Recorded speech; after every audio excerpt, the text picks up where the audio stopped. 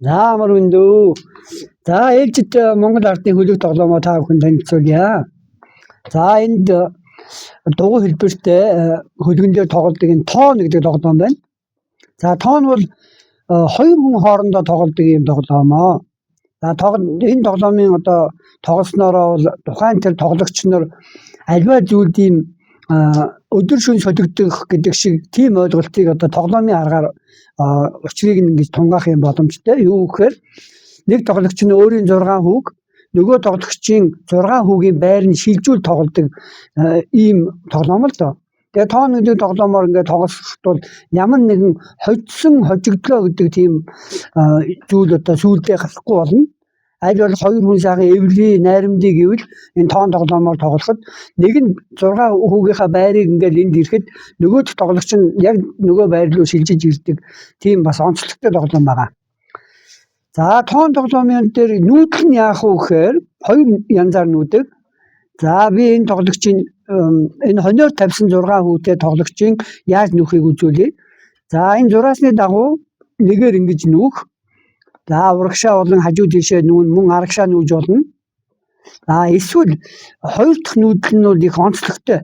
Өөрийн хүүг ингэж давж нүүж болдог. За мөн энд хэрвээ ийм зай байсан бол энэ хүү анханасаа нүүхдээ ингээд хоёр тасралтгүйгээр ингэж даваад өөрийн болон бусдын хүүг ингэж давж нүүж болдог юм онцлогтой тоглоом байгаа. За би одоо та бүхэнд жишээ олгож хэд хэдэн нүүдлийг үзүүлье. За энэ хонь талын 6 хүүг авсан хүү нүүлээ гэж бодъё. За өөрийн хүүг давж нэг нүүлээ. За ингэнгүүт ямаа талын хүү ийм нүүдлийг хийж болно. Ингэж бисаа энэ өөрийн хүүг даваад мөн хонь тоглож байгаа хүүг давж ийшээ нүүлээ. За ингэсний дараа бол хонь тоглогчийн хүү ингээд хоёр даваад яг тасралтгүй даваад энэ байранд өөрийн хоньыг ингээ байрлуулчих чинь гэсэн. За ийм маяг энэ мөн одоо энд бол ингээ сул нүүдлийг би бас хийж үзүүлье.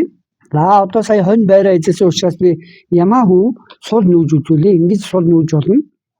За үүний дараа харж байгаа энэ хонь хүү сул нүүлээ. Өөрөө бол нэг нүүдлээ л хийж байгаа. Авахгүйгээр нүүж. За энэ тохиолдолд энэ хонь хүү ийшээ дигналдаж бас ингэж давж нүүж болох юм шүү. Энэ шулуун зураасны дагуу учраас. За ийм маягаар өөрийн энэ хоньыг авсан хүү энэ 6-гийн байранд ирэх ямааг авсан хүү энэ 6-гийн байранд өөрийн хүүг төрүүлж авчрахын төлөө ингэж зөрж тоглодог тоон гэдэг Монгол ардын хөлөг тоглоом байна. За ингээд эв найрыг эрхэмлсэн хүмүүс энэ тоглоомыг сайхан тоглоорой гэж хүсэж байна.